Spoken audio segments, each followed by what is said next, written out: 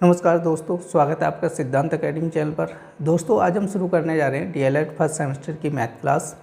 और इस क्लास में आप लोग लघु उत्तरीय प्रश्नों को देखेंगे। आप लोगों के ऑब्जेक्टिव और अति लघु उत्तरीय प्रश्न कंप्लीट हो चुके हैं और इस क्लास में आप लोग लघु उत्तरीय प्रश्नों को देखेंगे। तो ये क्लास बहुत ही इंपॉर्टेंट होने वाली है, क्लास को अंत तक जरूर देखें।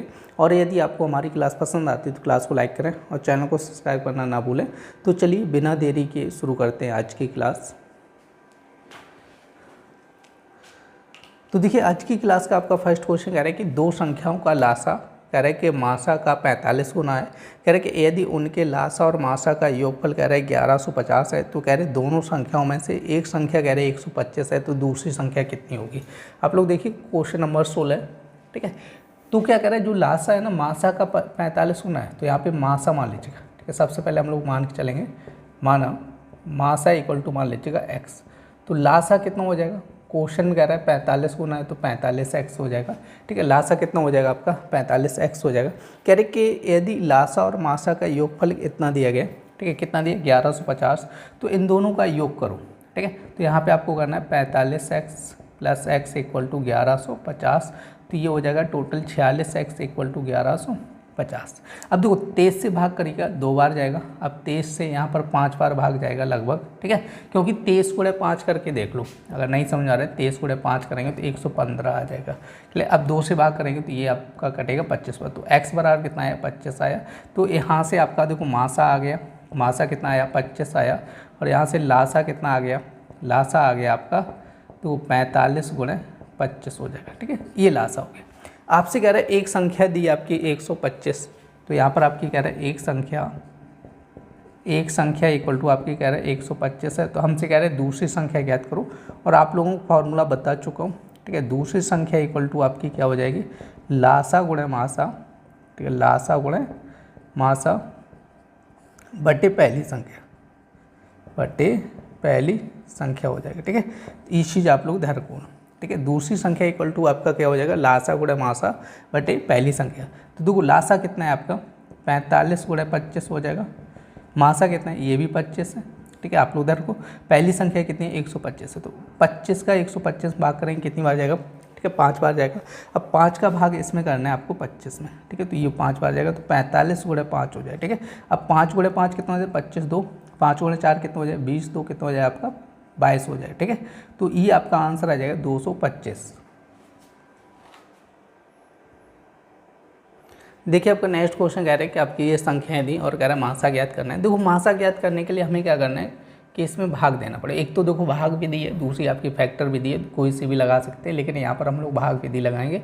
1584 का भाग कर दो 1872 में, ठीक है। तो पहले कितनी बार जाएगा, एक बार जाएगा, तो ये हो जाएगा 1584, ठीक है। तो अब देखो 12 में से जाएगा तो 8 बचेगा, ठीक है। और यहाँ पे कितना बचेगा आपका 6, तो यहाँ पे यहाँ से 16 में से जाएगा 8, तो 8 बचेगा, ठीक है। यहाँ पर आपका कितना हो जाएगा 7, तो ये 288 हो जाएगा। अब 288 का फिर से भाग करना है 1584 में, ठीक है। तो लगभग 300 मान के चलो, यहाँ पर कितना लिखा है 300, और 300 गुणा कितना हो जाएगा आपका 5, तो लगभग 1500 हो जाएगा, लगभग 1500 हो जाएगा, ठीक है। 5 बार भाग, ठीक है, भाग दे के देख रहे हैं। अब 5 का गुणा 8 हम करो कितना हो जाए, 8 गुणा 5 कितना है 40, 4 हो जाए, 5 गुणा 8 40, 4 44, 4 हो जाए, 5 दूनी 10, 4 14 हो जाएगा, ठीक है। तो ये आप लोग समझो, यहाँ पे 4 बनेगा और यहाँ पे 8 में से 4 गया तो 4 बनेगा, 5 में से 144 का भाग करो आप 288 में, ठीक है। तो ये 2 बार पूरा भाग चला जाएगा, क्लियर नहीं। अब 144 का 288 में पूरा भाग चला गया, तो अब हमें क्या करना है 144 का 336 में भाग और करना है, ठीक है। तो 144 का हमें करना है 336 में भाग। तो पहले तो आपका कितनी बार जाएगा, 2 बार जाएगा, 288 हो जाएगा, ठीक है। बचेगा कितना 8, और यहाँ पर आपका बचेगा 2 बचेगा 12 हो जाएगा, तो 48 हो जाएगा। 48 का भाग 144 में करेंगे, ठीक है। तो कितनी बार जाएगा, लगभग 3 बार जाएगा। 3 गुणे 8 कितना है 24, 2 3 गुणे 4 कितना 12, 2 14 हो जाएगा, ठीक है। तो ये आपका कैंसिल हो जाएगा। अब देखो पूरा भाग इसमें किससे गया 48, तो इसका मासा जो हो जाएगा वो कितना हो जाएगा 48 हो जाएगा, ठीक है। देखो 144 नहीं होगा इसमें, लास्ट में इसमें भाग किससे गया 48 से गया, तो आपका आंसर कितना हो जाएगा 48 हो जाएगा। देखिए आपका नेक्स्ट क्वेश्चन कह रहा है एक आयत की लंबाई और चौड़ाई क्रम से कह रहे हैं 110 और 40 मीटर है। कह रहे हैं इसके चारों ओर तार लगवाने के लिए कितने मीटर तार की आवश्यकता होगी। तो देखो एक आयत की लंबाई और चौड़ाई आपसे कह रहे हैं, लंबाई कह रहा है 110 मीटर और चौड़ाई कह रहा है आपकी 40 मीटर कह रहा है, ठीक है। तो यहाँ पर आपसे क्या कह रहे हैं कि इसके चारों ओर तार लगवाने के लिए कितने मीटर तार की आवश्यकता होगी। तो एक तरीके से आप लोग समझ लो क्या निकालना है, आयत का परिमाप, ठीक है। आयत का परिमाप क्या होता है, टू लंबाई प्लस चौड़ाई, लेकिन क्या हो जाएगा, 2 लंबाई प्लस चौड़ाई। तो यहाँ पर आप ऐसे लिखना चाहो लिख लो, तार की आवश्यकता इक्वल टू आपका हो जाएगा, ठीक है, तार की आवश्यकता इक्वल टू 2। अब देखो लंबाई कितनी है 110, चौड़ाई कितनी है 40, तो हो जाए 2, 110 40 150, 150 गुणे 2 300 मीटर हो जाएगा, ठीक है। कितने तार की आवश्यकता होगी, 300 मीटर। देखिए आपका नेक्स्ट क्वेश्चन कह रहा है कि 3 अंकों की छोटी से छोटी संख्या ज्ञात कीजिए, कह रहे जिससे कह रहे 2 3 7 से भाग दिया जाए, कह रहे प्रत्येक स्थिति में एक शेष बचे। आपसे कह रहे 3 अंकों की छोटी छोटी, तो सबसे पहले हम लोग 2 3 7 का हम लोग एलसीएम निकालेंगे, ठीक है। तो 2 से भाग जाए 1 3 7 हो जाए, अब 3 से जाएगा 1 1 7 हो जाए, अब 7 से जाएगा 1 1 1 हो जाए, ठीक है। अब देखो इसका गुणा करना है, हमें क्या निकालना था, एलसीएम निकालना है, ठीक है, लासा निकालना है। तो लासा इक्वल टू आपका कितना हो जाए, इसका गुणा कर लो, 2 गुणे 3 कितना है 6, 6 गुणे 7 कितना है 42 हो जाएगा, ठीक है। अब हमसे क्या करें, इनका लासा 42 है, 42 आया, कह रहे 3 अंकों की छोटी छोटी संख्या। तो आप लोग 3 अंकों की छोटी छोटी संख्या बनाओ, कितनी हो जाएगी 100 हो जाएगी, और 42 से भाग करना है तो 2 बार चला जाएगा, 42 दूनी 84, 10 में से 4 गया कितना बचेगा 6 बचेगा, 10 में से 4 गया कितना बचेगा 6, और यहाँ पे बचेगा 9, 9 में से 16 बचेगा, ठीक है। कितना शेष बच गया 16। अब आप लोग समझो ये शेष बच गया, अब इसमें देखो 16 में भाग जाएगा नहीं जाएगा, तो हमें क्या करना है, इसमें कोई ना कोई संख्या ऐड करनी है तभी तो भाग जाएगा। अब बताओ 16 में कितना जोड़ूँ जो 42 से भाग चला जाए, तो आप लोग क्या करना है 42 में से 16 घटा दो, 12 में से गया तो यहाँ पे आपका 26 बनेगा, ठीक है। यदि 16 में हम लोग 26 प्लस कर दें तो 26 प्लस 16 कितना हो जाएगा 42 हो जाएगा, तो भाग चला जाएगा। क्लियर करें, तो आपकी जो संख्या हमसे पूछी गई है, तो यहाँ पे आप लोग समझो 100 था ना, छोटी छोटी कितनी थी 100, इसमें 26 प्लस कर दो तो ये बन जाएगा 126। अब 126 में यदि आप लोग 42 का भाग करोगे तो पूरा पूरा भाग चला जाएगा, लेकिन हमसे क्या कह रहे हैं, प्रत्येक स्थिति में एक शेष बचे। अब एक शेष बचे तो यहाँ पर आप लोग क्या करना होगा, 1 प्लस करना होगा, तो आपका आंसर हो जाए 127, ठीक है। देखिए आपका नेक्स्ट क्वेश्चन कह रहे हैं 4 सही 1/2 3, और कह रहे हैं 10 सही 1/2 का लासा ज्ञात करना है। देखो 4 सही 1/2 ऐसे लिखा है, 4 सही 1/2 3 और 10 सही 1/2, तो इसको पहले सॉल्व करो। 4 गुणे 2 कितना है 8 और 1 9/2 हो जाएगा, कॉमा 3 और 10 दूनी 20 और 1 21/2 हो जाएगा। देखो आप लोग इधर भिन्नों का क्या निकालना है, भिन्नों का लासा पूछा गया है, भिन्नों का लासा, ठीक है। तो आप लोग ध्यान रखो, आप लोगों को बता चुका हूँ, भिन्नों का लासा पूछा जाए तो क्या हो जाएगा, अंशों का लासा बटे हरों का मासा, ठीक है, अंशों का लासा बटे हरों का मासा हो जाता है, ठीक है। तो अंश मतलब ऊपर वाली, इसके नीचे 1 मान लो, तो ऊपर वाली संख्याओं को क्या निकालना है आपको, लासा निकालना है। तो 9 3 21 का आपको लासा निकालना है, ठीक है। तो इस टाइप से आप देखो 2 से भागने जाए 3 से जाए 3 बार, 1 बार 7 बार, फिर 3 से जाए 1 1, अब 7 बार जाएगा 1 1 1, तो इनका लासा निकाल लो। लासा निकालेंगे तो कितना हो जाएगा, 3 गुणे कितना हो जाएगा 3, 9 हो जाए, 9 गुणे 7 63 हो जाए, ठीक है। और जो नीचे वाली संख्या है इनका निकालना मासा, तो मासा जब निकालेंगे तो 2 1 2 का मासा कितना हो जाए, मासा का मतलब होता है हाईएस्ट कॉमन। इन सभी संख्याओं में बड़ी से बड़ी कॉमन निकालो, कितनी आएगी 1 आएगी, क्योंकि देखो तीनों में क्या कॉमन आ सकता है, कुछ भी नहीं आएगा, तो वहाँ पे हम लोग मान के चलेंगे कितना हो जाए 1 हो जाएगा। तो आपसे क्या पूछा, भिन्नों का लासा, एक तरीके से आप लोग समझो भिन्नों का लासा पूछा है।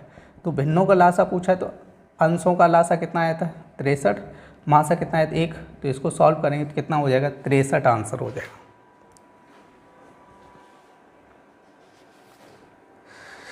देखिए आपका नेक्स्ट क्वेश्चन कह रहा है, एक दुकानदार ग्राहक को 2 क्रमागत छूट क्रम से कह रहे 30% व 20% देता है, तो बताइए कह रहे हैं यह छूट एक समतुल्य छूट के रूप में कितने प्रतिशत के बराबर होगी। तो आपसे ये कह रहे हैं कितने प्रतिशत के बराबर होगी। तो सबसे पहले हम लोग मान चलें वस्तु का, ठीक है, वस्तु का मूल्य मान लेंगे। तो वस्तु का मूल्य मान लिया कितना है 100 रुपये। तो ये बताओ विक्रय मूल्य कितना हो जाएगा इसका, बताओ कोई वस्तु है उसका मूल्य कितना है 100 रुपये, मान के चलो खरीद के लाया, बेचेगा कितने में, 100 वाली वस्तु कितने में बेचेगा, ये आप लोगों को समझना होगा। देखो यहाँ पर आप लोग ये समझिएगा टोटल परसेंटेज कितना होता है 100% होता है। अब 100% में उसमें क्या हो रहा है 30% उसको छूट दी गई। अब 100 में 30% यदि छूट देंगे तो कितने में बेचेगा ठीक है, 70 रुपये में। ठीक है, आप लोगों ने एक दिन समझाया था। अब कह रहे 20% छूट देते हैं। अब 100 पर अगर 20% डिस्काउंट देगा तो मतलब क्या हुआ, 80 हो जाएगा ना, 80/100। अब इसको सॉल्व करना है, 0 से 0, ये 2 काट दिए, 8 × 7 कितने हैं, 56 रुपये। ठीक है, अब 56 रुपये क्या आ जाएगा, इसका विक्रय मूल्य आ जाएगा। ठीक है, अब आप लोग निकालो यहाँ पर छूट कितनी हो गई, कुल छूट कैसे आएगी, 100 रुपये में खरीदा, 56 बेचा तो 44 रुपये डिस्काउंट दे दिया। ठीक है, अब इसको आप प्रतिशत निकालना है, छूट प्रतिशत। ठीक है, आपसे कह रहे हैं ना कितने प्रतिशत की छूट हुई, तो छूट प्रतिशत निकालना है। तो देखो प्रतिशत निकालने के लिए हम लोग क्या करते हैं, तो 44, अब देखो वस्तु का मूल्य कितना है, 100/100 कर देना है, इनटू परसेंटेज लगाने के लिए बताया था ना, 100 का गुणा करना है, तो ये कैंसिल हो जाए, तो ये डायरेक्ट आपका बन जाएगा 44%, क्योंकि वस्तु का मूल्य हम लोग कितना मान चले थे, 100 रुपये, तो डायरेक्ट आपका कितना बन जाएगा, 44%। देखिए आपका नेक्स्ट क्वेश्चन कह रहा है हल कीजिए, आपका कह रहा है 1/2 गुणे 3/5। तो इस टाइप से जब भी क्वेश्चन आए तो आप लोग सीधा सीधा गुणा करें, 3 × 1 करेंगे 3, 5 × 2 करेंगे कितना, 10, तो 5/10 हो जाए। ठीक है, तो इसका क्वेश्चन आपका दिया 7/8 + 3/4, नहीं तो इसका एलसीएम कितना हो जाएगा, 8 हो जाएगा। तो 8 का भाग 8 में करो एक बार, तो 1 का गुणा करेंगे तो 7 रहेगा, 4 का भाग करो 8 में 2 बार। ठीक है, 2 का गुणा करो 3 में 6 हो जाएगा, तो 7 + 6 कितना है, 13/8 हो जाएगा। देखिए आपका नेक्स्ट क्वेश्चन कह रहा है एक त्रिभुज की भुजाएं दी गई है, कह रहे हैं कि त्रिभुज का क्षेत्रफल ज्ञात कीजिए। तो देखो सबसे पहले हम लोग यहाँ पे चेक कर लेंगे, त्रिभुज की भुजाएं तो दी गई, तो यहाँ पे चेक कर लो त्रिभुज समकोण है कि कैसा है। तो देखो चेक कैसे करना है आपको, लिखना है यहाँ पे कर्ल का स्क्वायर बराबर लंब स्क्वायर प्लस आधार स्क्वायर। ठीक है, आप लोग समझिएगा। तो यहाँ पर कर्ल मतलब होता है बड़ी वाली भुजा 17 का वर्ग, और यहाँ पे हो जाए 8 का वर्ग प्लस 15 का वर्ग। 17 का वर्ग होता है 289, 8 का वर्ग 64 हो जाएगा, 15 का 225 हो जाएगा। तो टोटल करो यहाँ पे 5 4 9 लगभग 289 इक्वल टू आपका 289। तो मतलब यहाँ पे जो दिया गया त्रिभुज है, ठीक है, वो समकोण त्रिभुज है, क्योंकि 8 15 जो 17 है ना, ये समकोण त्रिभुज की भुजाएं हैं। यहाँ पे लिख सकते हैं 8, 15, 17, ठीक है, समकोण त्रिभुज की क्या है, भुजाएं हैं। लेकिन ये भुजाएं किसकी हैं, समकोण त्रिभुज की भुजाएं हैं। तो आप लोग ध्यान रखो, समकोण त्रिभुज का क्षेत्रफल निकालने का फॉर्मूला क्या होता है, समकोण त्रिभुज का क्षेत्रफल, समकोण त्रिभुज का क्षेत्रफल क्या हो जाए, 1/2 आधार गुणे ऊंचाई, आधार गुणे ऊंचाई, 1/2 आधार गुणे ऊंचाई, ये होता है। ठीक है, समकोण त्रिभुज का क्षेत्रफल। तो 1/2 आधार का मान कितना हो जाए 8, और ये हो जाएगा ऊंचाई 15, तो 2 से काटेंगे तो 4, 15 × 60। ठीक है, तो आपका आंसर हो जाएगा 60 सेंटीमीटर। देखिए आपका नेक्स्ट क्वेश्चन कह रहा है 6 घंटियाँ एक साथ बजनी आरंभ हुई। कह रहे हैं ये घंटियाँ क्रम से 2, 4, 6, 8, 10, 12 सेकेंड के अंतराल पर बजें, तो कह रहे हैं 30 मिनट में वे कितनी बार एक साथ बजेंगे। तो देखो सबसे पहले हम लोग निकालेंगे 2, 4, 6, 8, 10, 12। ठीक है, तो ये इनका एलसीएम निकालेंगे। ठीक है, तो 2 का करेंगे 1, 2, 3, 4, 5, 6 हो जाएगा। ठीक है, फिर 2 का करेंगे 1, 1, 3, 2, 5, 3 हो जाएगा। ठीक है, फिर यहाँ पे करें 1, 1, 3, 1, 5, 3, तो यहाँ पे फिर 3 करेंगे 1, 1, 1, 1, 5, 1 हो जाएगा। ठीक है, फिर 5 से करेंगे तो 1, 1, 1, 1, 1 ऐसे। अब इनका कर लो गुणा, देखो 2 × 2 कितना हो जाए 4, 8, 8 × 5 कर लो। ठीक है, 8 × 5 × 3 कर लो, तो 8 × 5 करेंगे कितना हो जाए 40, 40 × 3 करो 120, और ये क्या दिया था, सेकंड दिया, तो 120 सेकंड आ गया। ठीक है, कितना आ गया 120 सेकंड। तो इसको आप लोग मिनट में बनाओ, तो 120 सेकंड का मतलब हो जाएगा 2 मिनट। ले नहीं, तो हमसे कह रहे हैं कि 30 मिनट में कितनी बार बजेगी। तो आप लोग समझो यहाँ पर 30 मिनट का मतलब हुआ है कि 2 मिनट के अंतराल पे बज रही हैं। तो यहाँ पे 30 मिनट में 2 का भाग करो, कितनी बार बजेंगी, 15 बार। ठीक है, कितनी बार, 15 बार। लेकिन आप लोग समझो 15 करेक्ट आंसर नहीं है, इसमें एक बार पहले बज चुकी हैं, उनको भी ऐड करो। ठीक है, क्योंकि एक बार स्टार्ट हुई होगी ना, तो वहीं से तो हम लोग काउंट करेंगे, क्लियर नहीं, तो 1 प्लस और करो, तो इसका करेक्ट आंसर हो जाएगा 16 बार।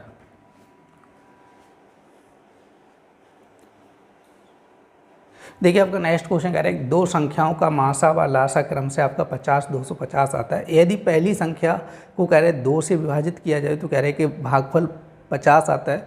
बताइए वे संख्याएं क्रम से क्या होंगी। देखो आपसे कह रहे हैं कि दो संख्याओं का मासा और लासा कह रहा है कि 50 और 250 आ रहा है। कह रहे हैं पहली संख्या को 2 से विभाजित किया जाता है तो भागफल कितना आता है, ठीक है 50 आता है। जैसे पहली संख्या को यदि 2 से भाग किया जाएगा तो भागफल 50 आएगा। तो जो पहली संख्या होगी वो हम लोग यहाँ पे निकाल सकते हैं, ठीक है। पहली संख्या इक्वल टू आपकी हो जाएगी 50 गुणे 2, ठीक है। 50 गुणे 2 मतलब पहली संख्या हो जाएगी आपकी 100, ठीक है। आपसे कह रहे हैं देखो मासा कह रहे हैं, मासा कितना दिया गया आपका 50 और लासा कितना दिया गया 250, ठीक है। अब आप लोग सोच रहे होगे कि यहाँ पे ये 100 कैसे आ गया, तो यहाँ से आप लोग समझो। जैसे हम लोग क्या करते हैं, एक संख्या होती है भाजक जिससे भाग देते हैं और जिसमें भाग देते हैं वो होती है भाज्य, ठीक है। और यहाँ पे भागफल बचता है, ठीक है। क्या होता है, भागफल होता है। अब आप लोग बताओ, जैसे मान लो शेष कुछ बचा नहीं तो हम लोगों को चाहिए भाज्य। क्या चाहिए, भाज्य। भाज्य का देखो भाज्य निकालना है तो भाजक और भागफल पता होना चाहिए। भाजक मतलब होता है जिस संख्या से भाग दे रहे हैं। हमसे कह रहे हैं कि पहली संख्या में यदि हम लोग 2 से भाग कर रहे हैं तो मतलब भाजक कितना हो गया, 2 हो गया। भाजक कितना हो गया, 2 हो गया। अब भाग कितनी बार जा रहा है, 50 बार जा रहा है। तो इसका एक फॉर्मूला होता है, आप लोग समझो। भाज्य इक्वल टू आपका होता है भाजक गुणे भागफल। क्या हो जाता है, भाजक गुणे भागफल, ठीक है। आप लोग ध्यान रखो, यहाँ से ये सीधा, यदि शेषफल 0 है तो ये कंडीशन लगा देना, ठीक है। अगर शेषफल 0 नहीं तो प्लस शेषफल करना होता है, ठीक है। भाज्य बराबर क्या होता है, भाजक गुणे भागफल, और यहाँ पे क्या करना होता है, प्लस शेषफल करना होता है, ठीक है। ये सीधा प्लस शेषफल। अब इसमें शेषफल कुछ है नहीं, ठीक, तो शेषफल कितना हो जाए 0। तो यहाँ पे भाजक 2 भागफल 50 प्लस शेषफल कितना हो जाए 0। 50 गुणे 2 कितना हो जाए 100। तो पहली संख्या में पता चल गई, क्लियर। तो इस टाइप से हमने पता की पहली संख्या। और फॉर्मूला क्या होता है, सेकेंड नंबर इक्वल टू आपका हो जाएगा लासा, लासा गुणे मासा बटे पहली संख्या, ठीक है। ये चीज़ आप लोग ध्यान रखो, ठीक है। तो लासा कितना हो जाएगा आपका 250, मासा कितना हो जाएगा 50, पहली संख्या कितनी दी 100। तो आप देखो 2 जीरो से 2 जीरो कैंसिल, 25 गुणे 5 करो कितना हो जाए 125 हो जाए, ठीक है। तो आपका इस क्वेश्चन का जो आंसर हो जाए वो हो जाए 125। देखिए आपका नेक्स्ट क्वेश्चन कह रहा है प्रकार की सहायता से 3.4 सेंटीमीटर त्रिज्या का वृत्त खींचिए और कह रहा है इसका व्यास भी बताइए। तो आपको देखो एक सर्किल खींचना है, ठीक है। प्रकार की सहायता से सर्किल खींचना है और इसका व्यास बताना है। जैसे व्यास ये हो जाएगा, ठीक है। मान चलो ए बी क्या हो जाएगा, व्यास हो जाएगा, और यहाँ पे ए बी इसका व्यास हो जाएगा, और यहाँ से लेकर ये मान लो सी पॉइंट, ठीक है। और ये आपकी क्या हो जाएगी, त्रिज्या हो जाएगी, ठीक है। तो हमसे क्या कह रहे हैं, व्यास की एक वृत्त खींचिए और इसका क्या बताना है, व्यास बताना है। तो व्यास इक्वल टू होता है 2 गुणे त्रिज्या, ठीक है। फॉर्मूला बता चुका हूँ आप लोग, व्यास बराबर क्या होता है 2 गुणे त्रिज्या। तो व्यास इक्वल टू 2 और त्रिज्या का मान कितना है 3.4 है। तो यहाँ पे गुणा कर लो तो आपका आंसर हो 6.8। देखिए आपका नेक्स्ट क्वेश्चन कह रहा है गिरीश अपनी आय का 75% खर्च करता है और कह रहा है उसकी आय कह रहा है 20% बढ़ जाने पर वह अपने खर्च में 10% वृद्धि करता है। तो कह रहे उसकी बचत में कितने प्रतिशत की वृद्धि हुई। तो यहाँ पे मान चलेंगे, माना गिरीश की आय इक्वल टू, इसकी आय मान लो कितनी है 100 रुपये, मतलब 100 रुपये है, ठीक है। अब 100 रुपये अगर आय है तो उसमें 75% खर्च कर लेता है। तो इसमें यहाँ पे लिखना है, ठीक है, खर्च इक्वल टू कितना हो जाएगा 75 रुपये। देखो 100 कमाया, उसने 75 खर्च कर लिया, ठीक है। तो यहाँ पे हम लोग निकालेंगे बचत। बचत कितनी हो जाएगी 100 माइनस 75, तो इसकी 25 रुपये क्या हो रही है, इसको बचत हो रही है, ठीक है। आप लोग ध्यान रखें। अब देखो यहाँ से कह रहे हैं कि आय में 20% की वृद्धि, तो यहाँ पे लिखना है नई आय इक्वल टू, अब देखो नई आय कितनी हो जाएगी 20% वृद्धि। आप 100 में 20% वृद्धि कर दो तो 20 प्लस कर दो सीधा, तो 120। नई आय कितनी हो जाएगी 120 रुपये हो जाएगी। अब नई आय 120 हो जाएगी तो नया खर्च में क्या कर रहा है 75% की, वो 10% की वृद्धि कर रहा है। तो यहाँ पे लिखना है नया खर्च, ठीक है। नया खर्च कैसे निकालोगे, देखो 75 रुपये तो पहले ही खर्च कर रहा था, इसमें क्या कर रहा है वो 10% की वृद्धि और कर रहा है। तो 75 में 10% की वृद्धि और कर दो, ठीक है। तो आपका ये बनेगा 0 से 0, 5 से काटो, ये कितना हो जाए एक बार 5, 15 और 2, ठीक है। तो ये हो जाएगा आपका 75 प्लस 15/2। अब यहाँ पर देखेंगे तो 150 प्लस 15/2, क्योंकि देखो क्रॉस गुणा करना है, 75 गुणे 2 करो 150 प्लस 15, तो मतलब ये हो जाएगा 165/2। ये हो गया इसका नया खर्च। अब देखो नया खर्च कितना हो गया 165/2, तो बचत कितनी हो गई, ठीक है। तो बचत निकालनी है यहाँ पर, तो बचत निकालेंगे तो यहाँ पर आप लोग समझिएगा। तो बचत यहाँ पे हो कि देखो नई आय 120 रुपये है, 120 माइनस 165/2। तो अब इसको देखो क्रॉस गुणा करेंगे कितना हो जाए आपका 240 -165/2 हो जाएगा। तो देखो अब घटाओ, 10 में से 5 गया तो 5 बचेगा, और यहाँ पे कितना बचेगा 3 में तो जाएगा नहीं, यहाँ से लेंगे 13 में से आपका 7 तो 75/2। तो बचत कितनी हो रही, 75/2 की बचत हो रही है। तो हमसे कह रहे हैं बचत में कितने प्रतिशत की वृद्धि हुई, तो वृद्धि पूछ रहा है, तो यहाँ पे बचत में वृद्धि निकालनी है, बचत में वृद्धि निकालनी है, मतलब कितनी वृद्धि हुई बचत में।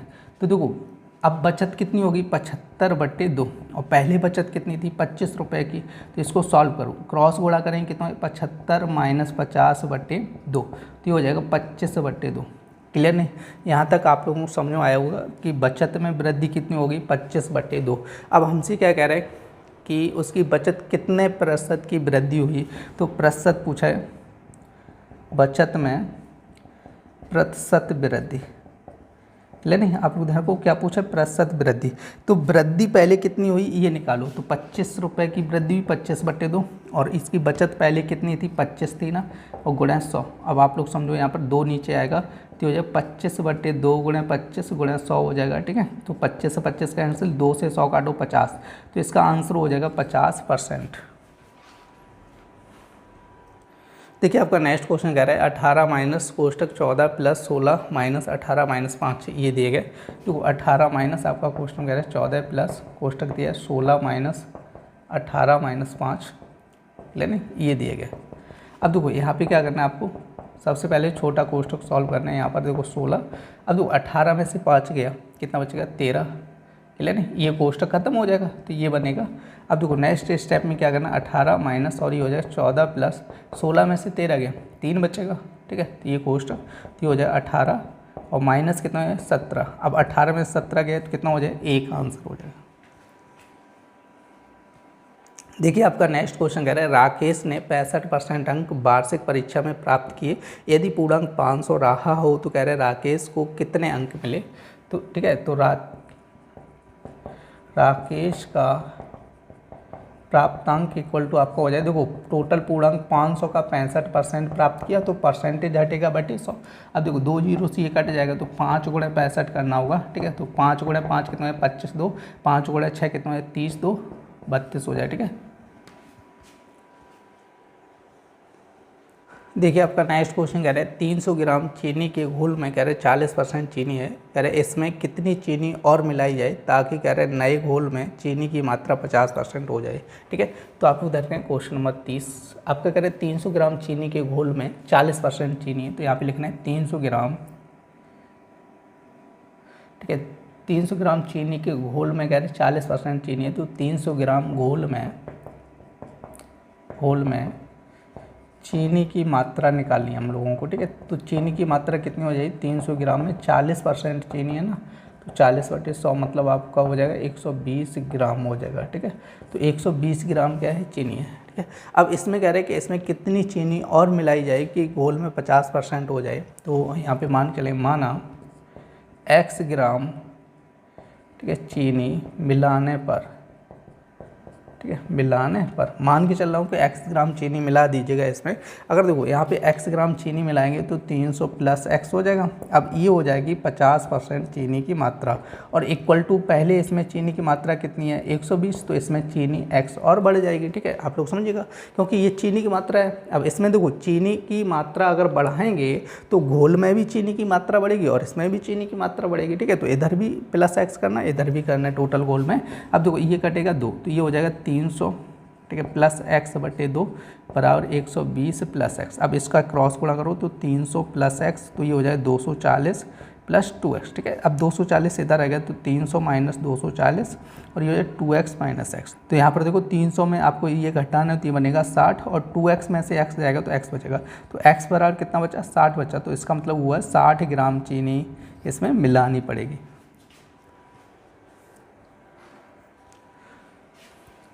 दोस्तों आज की क्लास में आप लोगों ने DLED फर्स्ट सेमेस्टर का मैथ पढ़ा था। उम्मीद है आपको सारे क्वेश्चन अच्छे से समझ आए होंगे। यदि आपके मन में कोई सवाल या डाउट है तो कमेंट सेक्शन में जरूर लिखें, मैं आपकी हर संभव मदद करने की कोशिश करूंगा। और यदि आपको हमारी क्लास पसंद आई है तो क्लास को लाइक करें और चैनल को सब्सक्राइब करना ना भूलें। तो चलिए फिर मिलते हैं ऐसी नेक्स्ट क्लास में, तब तक के लिए धन्यवाद।